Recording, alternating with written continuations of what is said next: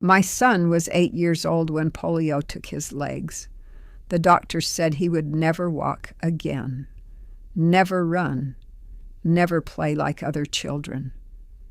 I refused to accept it. I heard about a priest in the South who performed miracles. I carried my son on my back for 3 days to reach him. When Padre Pio touched my boy's legs, I felt something change. He looked at my son and said, "Stand up and walk." And my son stood. For the first time in 2 years, my son stood on his own legs. My name is Maria Grazia Esposito. I was born in a small village near Naples in 1925. I grew up poor. We all did. My father worked the fields from dawn to dusk, breaking his back for a few coins. My mother raised 7 children with almost nothing, scraps of food, hand-me-down clothes. We didn't have electricity until I was 15. We didn't have running water until I was 20. But we had something more valuable than any of that. We had faith, deep, unshakable faith. It was the one thing poverty couldn't take from us. I married young, like all the girls in my village. His name was Giuseppe, a good man, a hard worker. He had kind eyes and strong hands. We built a small house on the edge of the village.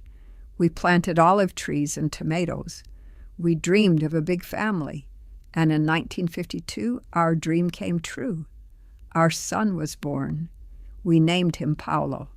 Paolo was the light of our lives, a beautiful boy with dark curly hair and big brown eyes. He was full of energy from the moment he could walk, always running, always climbing, always laughing. He chased chickens in the yard. He climbed olive trees when we weren't looking. He played football with the other village boys, running barefoot through the dusty streets. He was strong, healthy, perfect. We thanked God every day for him. In 1958, everything changed. Paolo was 6 years old. That summer, polio came to our region, the disease that parents whispered about in fear, the disease that crippled children, the disease that had no cure. It started with a fever, then came the headaches, then the stiffness in his neck. I knew what it was before the doctor even came. I had seen it in other children. I had seen what it did. I prayed it wasn't true. But God, it seemed, wasn't listening. The doctor confirmed our worst fears: poliomyelitis, infantile paralysis. The virus had attacked Paolo's spinal cord. The nerves that controlled his legs were damaged, severely damaged. "I'm sorry," the doctor said. "There's nothing I can do. Your son will never walk again." Those words destroyed me. Never walk again. My beautiful boy who loved to run, who loved to climb and jump and play, would never walk again. I screamed, I cried, I begged, but the doctor just shook his head. "Pray for him," he said. "That's all anyone can do now." The next 2 years were hell. Paolo couldn't move his legs at all. They just lay there, lifeless, useless. His muscles began to waste away. His legs grew thin and weak. We tried everything: exercises, massages, hot baths. Nothing worked. My son spent his days in a wooden chair, watching other children play outside, watching life go on without him. While other boys played, he just watched. While other boys ran, he just sat. The worst part was his eyes, those beautiful brown eyes that once sparkled with joy. Now they were dull, empty, hopeless. He stopped laughing. He stopped talking much. He just sat and stared. 8 years old, and he had given up on life. It broke my heart into 1,000 pieces. Giuseppe tried to stay strong. He built a special cart so he could pull Paolo around the village. He told Paolo stories at night to make him smile. But I could see the pain in his eyes, the guilt, as if somehow this was his fault. It wasn't anyone's fault. It was just fate. Cruel, terrible, senseless fate. One day a neighbor came to our house, an old woman named Conchetta. She had heard about our tragedy. She sat with me and held my hands. "Maria," she said, "have you heard of Padre Pio?" I had heard the name. A priest in the south, in Puglia. People said he had the stigmata, the wounds of Christ on his hands. People said he performed miracles. I didn't know what to believe. "My sister's daughter was blind," Conchetta said. "She went to Padre Pio." He touched her eyes. "Now she sees perfectly." I stared at her in disbelief. "It's true, Maria. I swear on my life. Take your son to him. He can help." That night I told Giuseppe about Padre Pio. He was skeptical.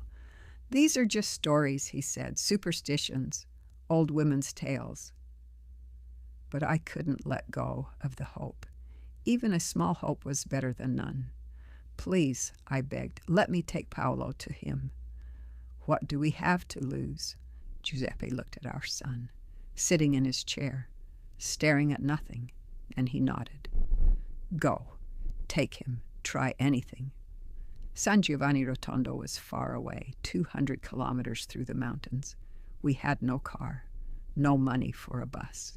So I did what I had to do. I carried my son on my back. It took 3 days, 3 days of walking through mountains and valleys, 3 days of sleeping in fields and barns, 3 days of carrying an 8-year-old boy who couldn't walk. My back screamed in pain.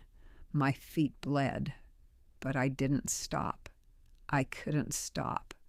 This was my son's only chance. Paolo was scared at first. "Mama, where are we going?" "To see a holy man, my love." "Will he make me walk again?" I didn't know what to say. "We'll see, my darling. We'll see." On the 3rd day we arrived at San Giovanni Rotondo, a small town on a hill, and a monastery that seemed to glow in the afternoon sun. There were hundreds of people there, sick people, desperate people, all waiting for the same thing, a miracle. We waited for 2 days, 2 days sleeping outside the monastery, 2 days waiting in line, 2 days hoping. Finally, we were told that Padre Pio would see some of the sick after morning mass. I carried Paolo into the church before dawn. I wanted to be close as possible. The church was packed, people everywhere, standing, kneeling, praying. The air was thick with incense and hope. And then he appeared, Padre Pio. He was older than I expected, thin, frail, walking slowly. But there was something about him. Something I couldn't explain, a presence, a light that seemed to come from inside him. He celebrated Mass slowly. Each movement was painful for him. I could see the bandages on his hands, stained with blood, the stigmata, the wounds of Christ. After Mass, he blessed the sick, one by one, touching heads, speaking softly. Some cried, some collapsed, some just stood in silence. I held Paolo tightly, waiting, praying, "Please, please let him see us." Finally, it was our turn. I carried Paolo forward. My arms were shaking. My heart was pounding. I placed my son at Padre Pio's feet, and I looked up at him. His eyes, I will never forget his eyes, deep, knowing, full of compassion. He looked at me first, and I felt like he could see my soul, every prayer I had ever prayed, every tear I had ever cried. He saw it all. Then he looked at Paolo. My son was trembling, afraid of this strange old man with bandaged hands. But Padre Pio smiled, a warm, fatherly smile, and the fear melted away. He knelt down slowly. It was difficult for him. I could see the pain. But he knelt down to be at Paolo's level. He placed his wounded hands on my son's legs, those thin, lifeless legs that hadn't moved in 2 years, and he closed his eyes. I felt something I cannot describe, a warmth, a vibration, like electricity, but soft. It passed through Paolo's body. I could see it in his face. His eyes went wide. Something was happening. Padre Pio opened his eyes. He looked directly at Paolo, and he spoke. "Figlio mio, stand up and walk." "My son, stand up and walk." Paolo looked at me, confused, scared. "Mama?" "Try, my love," I whispered. "Try to stand." He put his hands on the ground. He pushed himself up. His legs trembled. Those thin, weak legs that hadn't worked in 2 years, they trembled, and then they held. Paolo stood. On his own legs, without help. He stood. I screamed. I couldn't help it. 2 years of pain and tears and hopelessness. It all came out in one scream. My son was standing, but that wasn't all. Paolo took a step, then another, then another. He was walking, walking. My son, who would never walk again, was walking. The church erupted, people crying, people praying, people falling to their knees. Everyone had seen it. Everyone had witnessed the impossible. A crippled boy walking. I fell at Padre Pio's feet. I grabbed his wounded hands and kissed them. "Thank you," I sobbed. "Thank you, thank you." He lifted my chin gently. He looked into my eyes. "Thank God, not me," he said. "I am just his instrument. Your faith healed your son. Never forget that." We stayed in San Giovanni Rotondo for 3 more days. Paolo got stronger every day. His legs that had been dead came back to life. He ran, he jumped. He played with other children.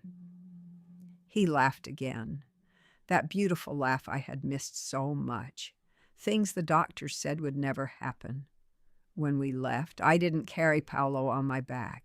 He walked beside me, holding my hand. 3 days of walking home.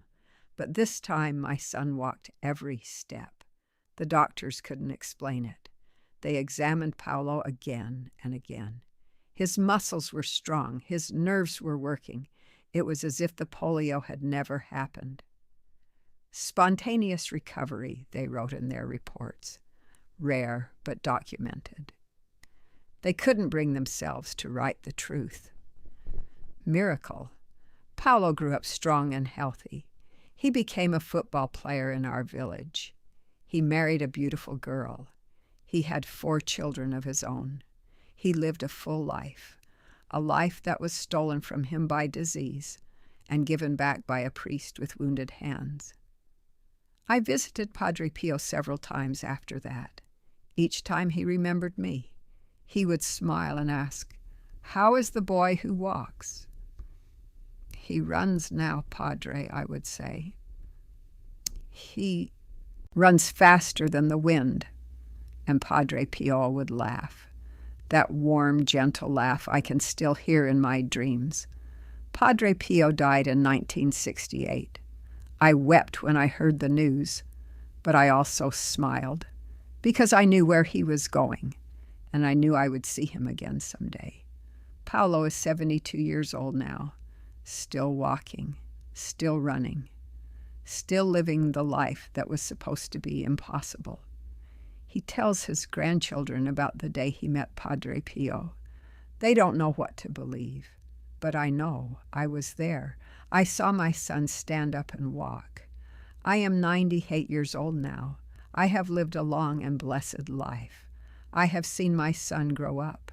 I have held my grandchildren and great-grandchildren. I have watched them run and play and laugh. All of this because of one moment, one touch, one priest who said, "Stand up and walk." My name is Maria Grazia Esposito. I carried my son on my back for 3 days. I brought him to a saint, and I watched him walk again. I watched the impossible become possible. Believe it or not, I was there. I saw it with my own eyes. And I will thank God and Padre Pio until my last breath.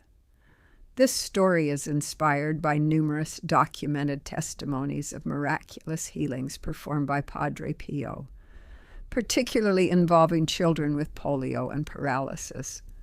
Padre Pio was canonized as a saint by the Catholic Church. in 2002.